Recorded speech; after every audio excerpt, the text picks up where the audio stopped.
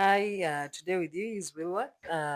Today we're having our very first podcast recording on navigating queer parenting. With me, I have two amazing guests. I'll allow each of them to introduce themselves in their capacities and we shall kick it off from there.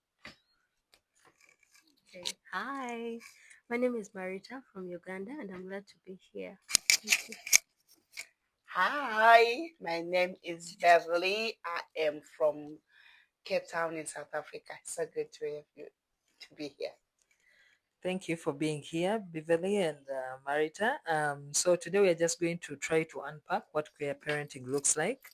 It's a conversation that so many people have tried to have, so many are running away from, but Mm. also considering Africa's perspective where queer parenting is taken as something very terrible, want to try to unpack that and give it a human face so that people get to understand what it feels like. So the questions we will be sharing or our conversation will be a bit personal.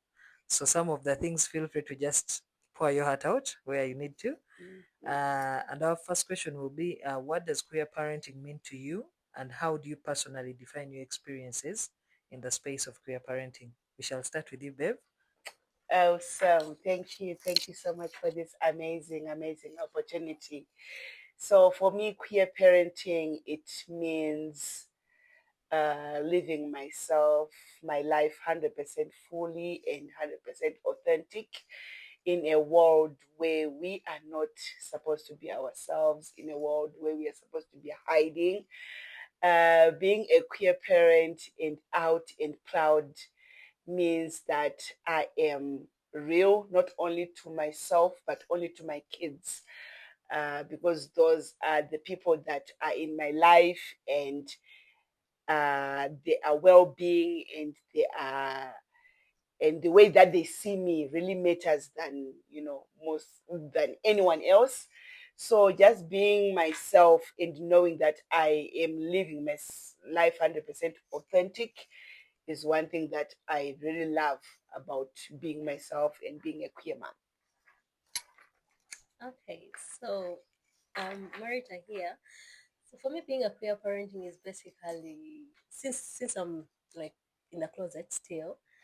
To me, it's more like ensuring that I, even when I'm parenting children, I ensure that I break those, narratives that people have put on queer people, Mm. that, when they are parenting their children, they are, recruiting them into homosexuality and all that. So I ensure that as I'm parenting, I am breaking all those, stereotypes. I want people to, maybe sometime when I'm out, to come out and be like, can you imagine she parented these children, and whichever way they have Mm. come out, they are still valid and, beautiful children, and, they Mm. have been able to, achieve such a life, but from a basis of a queer mother, like, Yes.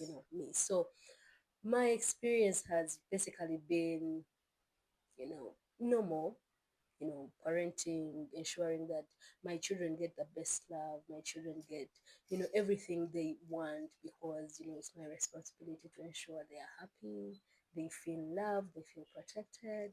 So for me, it's just that, just only that when the bill came in, I became a little bit skeptical on, to the dot of, what I basically do around them.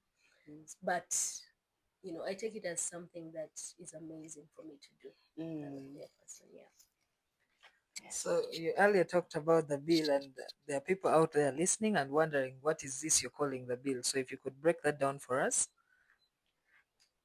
Okay, in Uganda, there is the Anti-Homosexuality Act that was passed in 2023. Mm. And it has a section that talks about if you have been caught in, if you've been convicted of homosexuality, then you're not allowed to be under authority of a child. And that also takes queer parenting or parents, because a parent is also someone that is under authority of a child, teachers and all that. So that is basically something tough, as at now when it comes to queer parents, because more so a person like me who is parenting children that are not biologically mine, yes, it becomes a problem because they can be taken away from me. Yeah. So I'm very confident about this. A number of queer people end up parenting children that are not biologically theirs. It could be by adoption. It could be kids of late sisters and brothers or friends. And this is something that so many people do not associate with humanity, and understanding that being queer does not necessarily take away the fact that you can parent a child, raise, for lack of a better word, an incredible human being.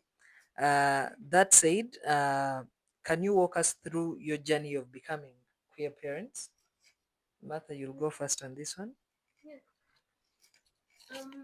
So basically, my journey has been a smooth one because I really love my family to the dot. Like, I love my sisters. I have a really small family. I have a sister, I have a brother. So I take them as people that are really to my heart. So when it comes to their children, I've seen them from the word go. Yes, so it has really been easy for me to like have them at home all the time, parent them, because this is what I've done all their life. So for me, that has been really easy. That has been my journey. They usually come to my home many times in a term. So that really has been my journey. But I'm also on a private journey of ensuring that I get my own, and I'll do that using contamination. Yeah. Awesome. So my own journey has not been easy. I am originally from Zimbabwe, and growing up, I always knew that I was different. But coming from a big family of 8 kids, my mom and my dad, I always knew that there was something different about me from the time when I think I was 13 years old. But the way that we are brought up, the parenting system that is in Zimbabwe, uh, our parents basically detect our lives, what we're supposed to do, the schools that we have to attend, the extracurricular activities that we have to do. Maybe it's sports. There are things that they will say, you are a girl, you are a woman, you don't do this. So my whole life, it was just centered on my dad, who would always tell me, you are not a bright student, you are not a straight A student, you are going to fall on this side, you are not good enough. And it's something that was just brought up in me. And I grew up believing that I would never be good enough with my fellow siblings who are actually geniuses, who are straight A students. So being a middle child, I found myself not knowing where I belonged. So the time that I got to finish my O levels, I so wanted to go to teaching, but my dad would say, "No, you don't do this. You don't do that. You're supposed to get married. You're supposed to do this. You're a beautiful girl." And at 19 years old, I found someone who I thought would be that person to cover up for all the mistakes that my dad was doing. I found myself in a relationship with a man who was 13 years older than me, because I was looking for that father figure. I was looking for that man who would hold that space that my father never managed to fill in my life. And by the time I was 21, I was a single parent for 2 kids, not married, not even knowing where I'm coming from and where I'm going, because the whole marriage system, it felt like a duty. It felt like it's something that I have to do to make my parents happy, something that I have to do to make the community happy. But after the time I got to 21 years and being a single mom to 2 beautiful kids, I just said, this is not me. I am not doing this. And I came out to my sister, who just said, you do not deserve to have these kids. And she took away my 2 kids from me. And I had to struggle. I didn't have that bond anymore with my kids, because I just felt it was a duty that I had to do. It was something that I had to perform to make my family happy. So at that age, I found myself in a bus with a passport and just a friend's address, and I moved. I left my kids in primary school and I went to Cape Town, and I just said, I'm going to start my new life. I am not looking back. So yeah, it has been one of those decisions that I only managed to reunite with my kids, I think almost 12 years later. And I lost so many years of being a mom to them. Right now, I think I try to overcompensate. I try to give them that love. But after going through therapy, after going through so many classes with the Dream Academy, I noticed that all I can do is to be their friend. All I can be is to be there for them and just let them live their lives. So yeah. Such a beautiful journey. So, so many people assume that being queer does not come with a book that teaches you how to be a parent, but being a parent is something I believe that comes from within. Yes. And it's something that most of us dismiss. I have had friends that have also lost their kids to family because the family says you can't be queer and a mother. Like, who Yes. says that? So Definitely. most of for some of you that are listening to us, being queer does not uh, necessarily mean I cannot be a parent or we cannot be parents, because that is just a personality. It is who we are. But the job of a parent is to love and nurture and protect a child, and it is something that I think so many queer people are doing way better than the other, not to be offensive, heterosexual That persons. that is so true, because when my sister took my kids away from me, she would tell them all sorts of things, how bad I am, how terrible I am because of the lifestyle. They just thought I woke up and they said, you know what, I'm bored. Let me be queer. So it affected that relationship that I had with my kids, up to the time that I also say to myself, you know what, I gave birth to these kids. They don't need to look down on me. They have to accept me. It was like I was forcing down my sexuality down their throats and say, whether I like it or not, I brought you into this world, so you have to accept me. So when I did the inner work on myself, I realized that every time I'm pointing a finger at them to say, I'm your mother, you are supposed to love me, you're supposed to do this, they were those fingers that were facing right back at me, and they were telling me, you need to reach out. Yeah. And after 6 years of no communication at all with my son, I found myself in a bus going home to Zimbabwe. And I just said, my son, I am a lesbian woman, and all those aunties you thought were my friends, those people, I was dating them. And I just want you to know the truth from me. I am not evil, I'm not demonic or barbaric, or how Zimbabweans portray the queer community. And his response was like, Mommy, that is all I ever wanted to hear from you. Wow. That is all I ever wanted. I've heard a lot of things from you, from other people, but I just wanted you to tell me from your mouth and tell me that this is who you are. And I'll tell you that I love you more than anything in the world. So, yeah. Wow. That is so sweet. Can you imagine? All the kids need is to hear our side of the story. Exactly. And this goes to so many of us as queer parents. Uh, the society rejects us and we feel so rejected that we distance ourselves from our children, forgetting these are people that only look up to us, and they love us without any conditions attached to it. Exactly. And so that is an amazing story. I would love to experience it probably when I have a little guy there. I'd love to hear him say that to me. You definitely, because you know what, there is no kid who wakes up and said, you know what, I'm bored, I want to be a criminal. Every kid is born perfect. Every child is born pure and holy. It's what adults now, the environment that that kid grows up in. Yeah. And they feed these kids and they make them believe. I've noticed that I've got my granddaughter who is 8 years old. She is dark and beautiful. Her best friends are white. And if you see them playing together, you don't see color. Kids don't see color. Kids don't see race. They don't see sexuality.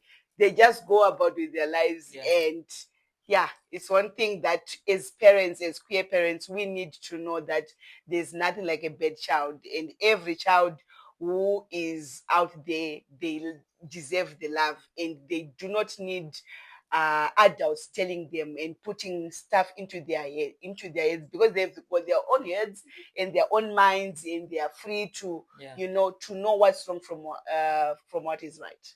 Yeah.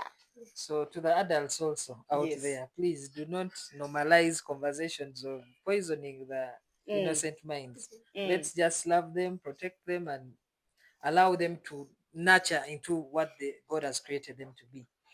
So, talking about that, when we talk about family, so many times society has defined family as a group of people that are close to us by blood, but also they have limited it to male, female, and children, which may not be the case for us on this podcast. So, I want you to just break it down for someone out there listening. When you think about family as a queer person, as a queer parent, or as a mother to queer children, depending on what category you stand in, what comes to your mind? For me, what basically comes to my mind is everyone I have chosen to bring at home and ensure that I make the peace available, I make the love available, I make the provision, the responsibility. That is what I call a family. Regardless of whether there is a man or there is a woman or their children. But if I bring you clothes, take you home, put you in that environment, for me, I have made you family. For Definitely. me, that is really it. And for me, the basis of my family is basically love, protection, listening. Let's discuss. Even when it comes to my children, I tell them, okay, this is what is happening. What do you think? What do you think we should do? I put them into that decision making. What do you think? Is this comfortable? Do you like it? Do you not like it?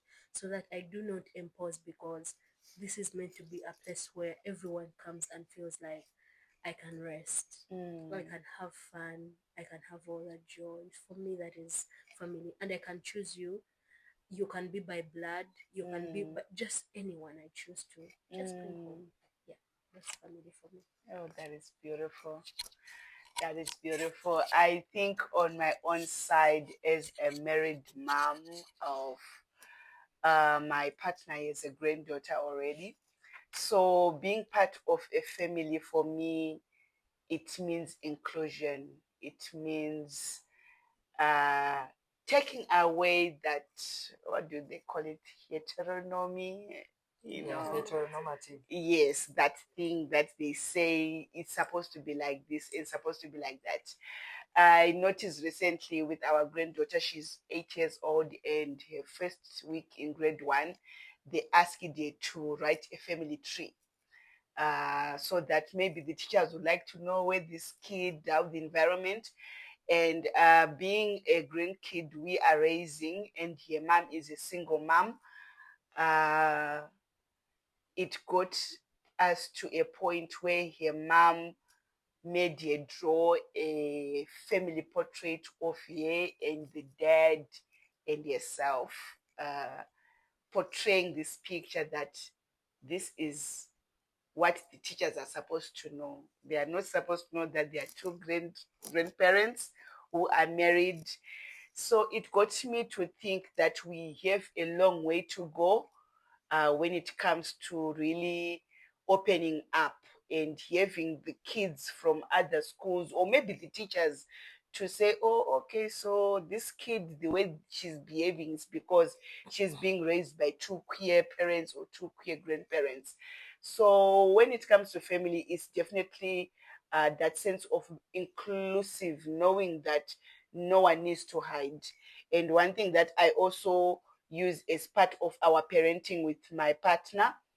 When it comes to issues pertaining my kids, I let her have that time with them. I think I'm compensating for the time that I missed out. And my partner, most of your friends, they call her Dr. Phil. She's one person who can just solve your problems. If you have any problem, just call her. I have this problem. She's this, person with so much wisdom. She was raised by a grandma, and she would take her to the mountains and show her medicine, show her, a lot of things. So when it comes to my kids, I make sure that if we are going to agree on something, we speak the same language. When we are talking about our granddaughter's welfare, we speak the same language.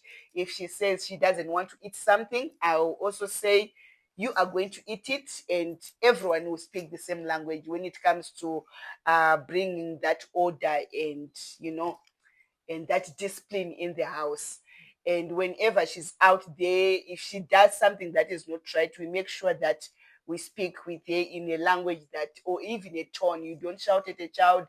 Just tell her, if you are going to go out there and being this child, we are going to ground you.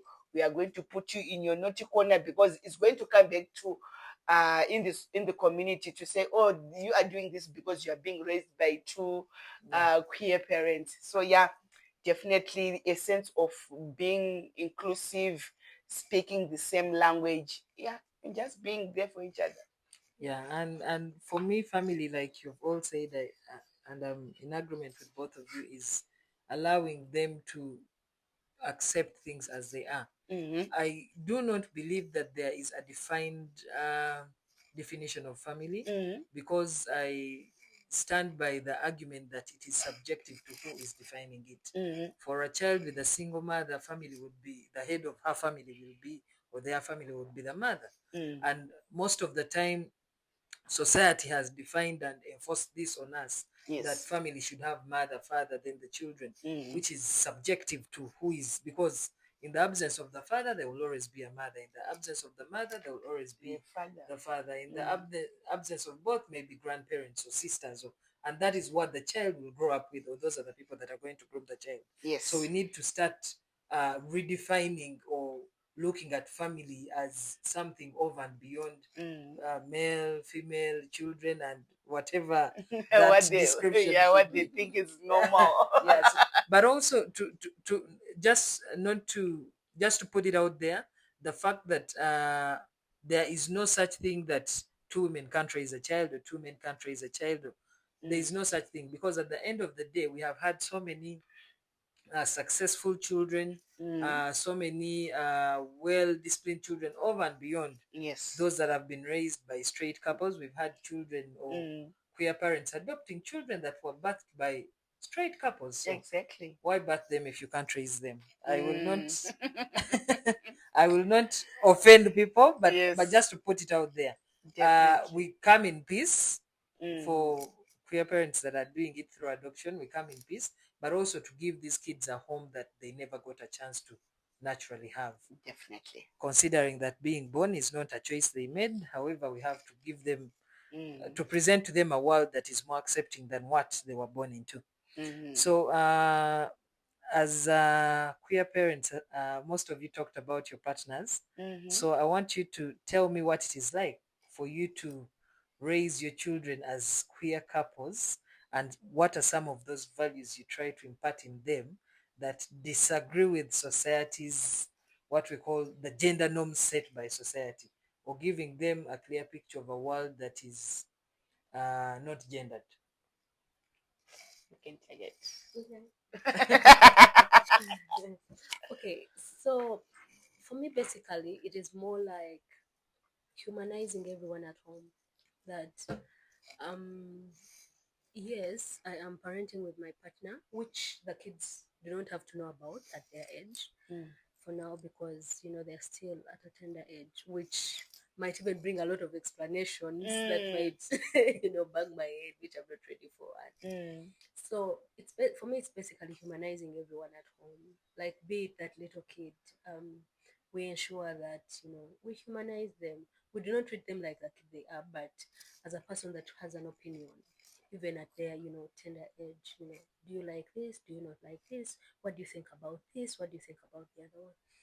Then the other thing is about us knowing that me and my partner are on the same page. Mm-hmm. So if at all this child asks for something and it's a no, then it's a no for both of us.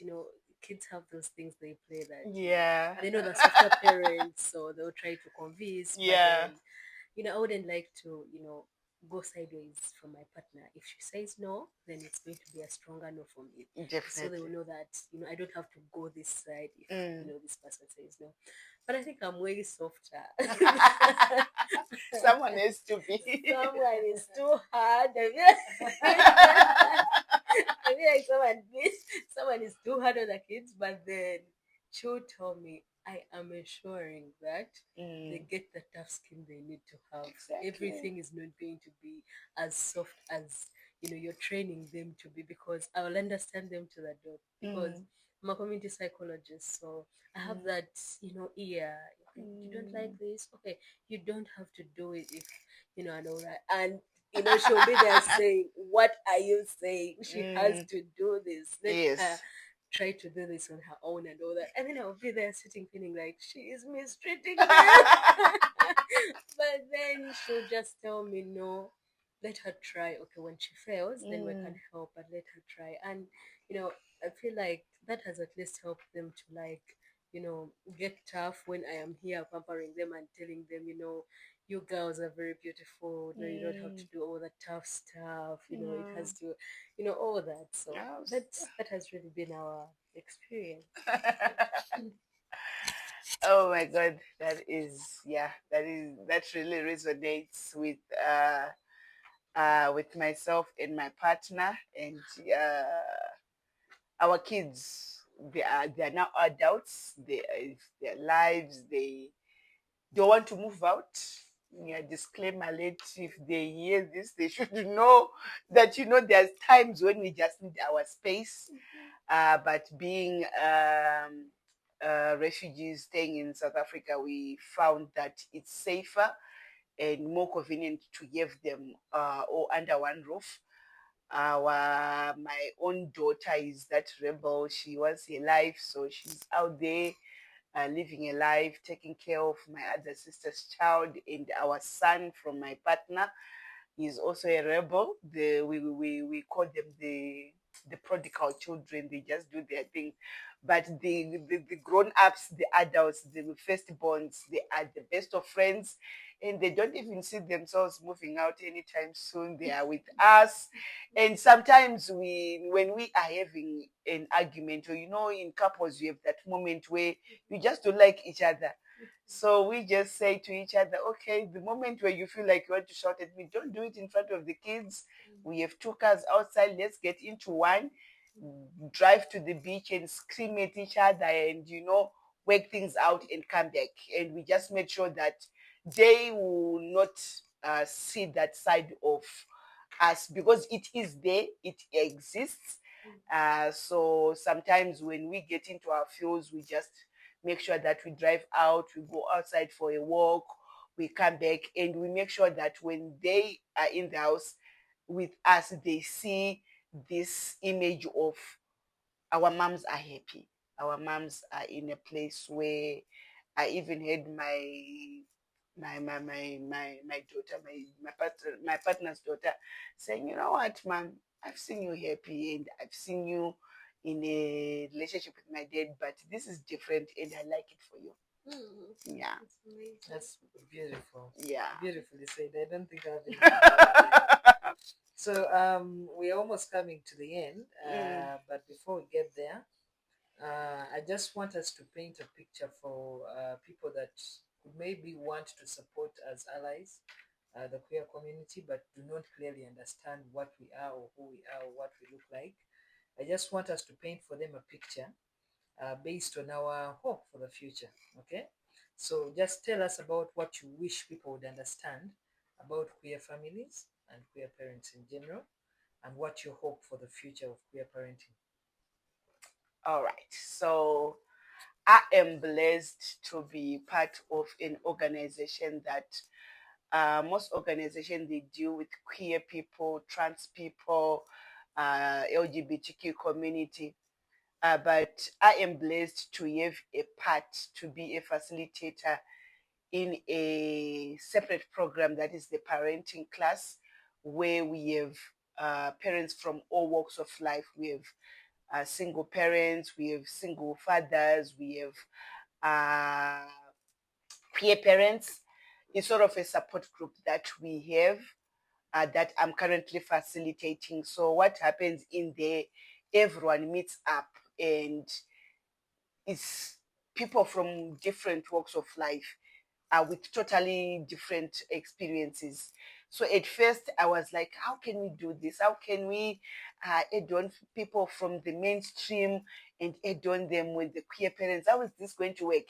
But what I've noticed is everyone is a story. Everyone is something to say out, especially when it comes to parenting. You don't need to be queer. You don't need to be in the mainstream just to really understand that our parents, they did the best that they could with the information that they had. My mother's way was to beat me up.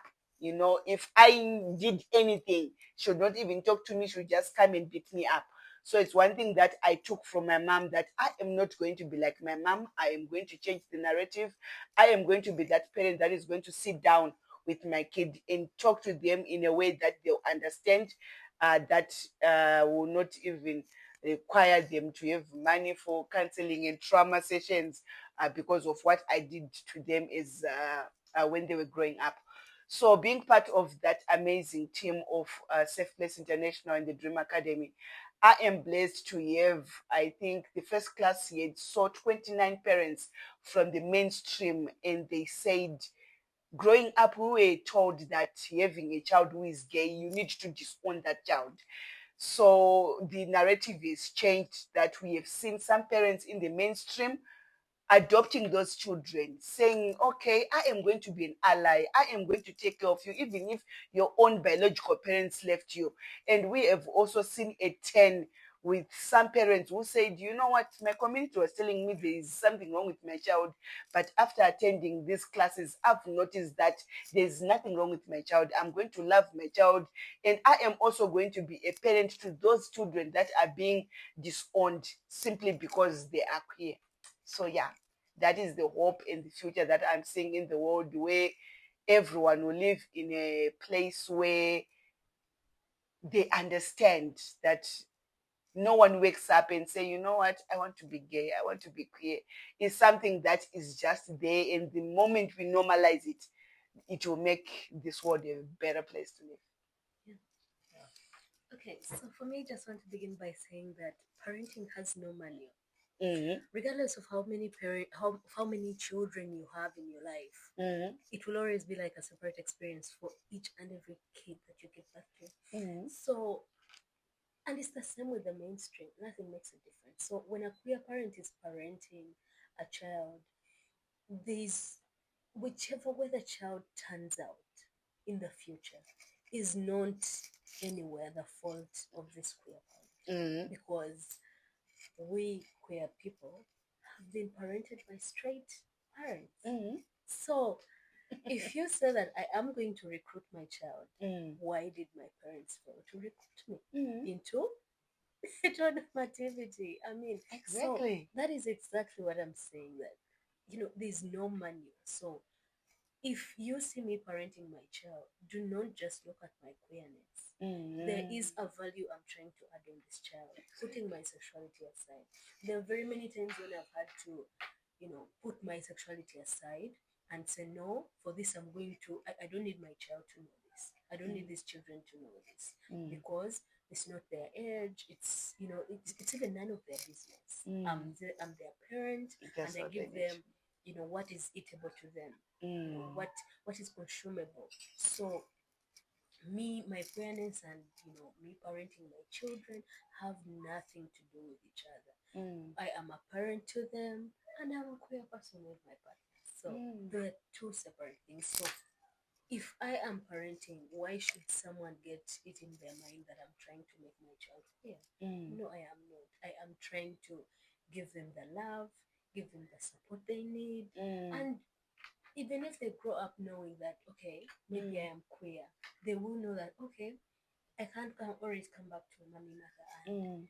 you know, talk to her Mm. and see, what am I not understanding? Because I have created that space in my family Mm. where they can always revert. Let's talk about something. Let's see, where am I feeling this and that and that, and Mm. then we shall be able to like come up with something, because I've trained them to just be open in their mind, just say whatever they think about to me, Mm. because I am not a person that is going to threaten their existence. No, I am not, Exactly. but a person that brings them love. I want them to see me and just see love, care, support, and and that is exactly how I have trained them to be. So the hope for the future is to ensure that these communities that we live in do not normalize instilling hate in our children. Yes. The words they tell them, like you have said, are the words that actually make them change their minds about, queerness and all that. But queerness has no problem. It has fed the children. It has, given them support. It is listening to them. There's no problem with that. But what is the problem is the words, those whispers that they put in the children, making them uncomfortable at school because, probably their mother is out or their father is out and all that. So just the hope is, let's take children as children. Yeah. Let them be Regardless of kids. regardless of whatever way they look like or who is parenting them, let's just take children as children. I love it. Yeah. I love it. Beautiful saying. So we have come to the close of our podcast, Navigating Queer Parenting. And I want to conclude by saying, let us normalize seeing the humanity in people and not the sexuality. I have a feeling that the biggest crisis is on seeing Wilworth as queer rather than seeing Wilworth as a human being. If we normalize saying, okay, this is a human being over and before they are queer, that would be a beginning point for us to change our opinions. But also to remind you that as queer persons, as queer parents, as queer guardians, we are capable of love, capable of protection. We defend our kids to the dot. Yes. To the dot. It is something so many of you do not think we are capable of. But as much as we are raised by humans, we are also nurturing young, incredible humans. And we are capable of everything that was done for us and not done for us, and we are trying to reform it to make it better.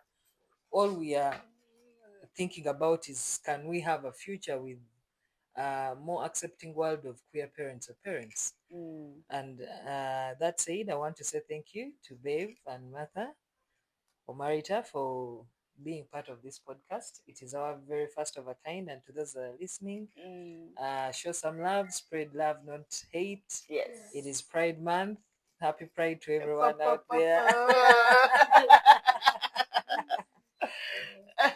And hug that human being that is being rejected by the world. We deserve a hug, surely. Definitely. Thank you. Thank you so much.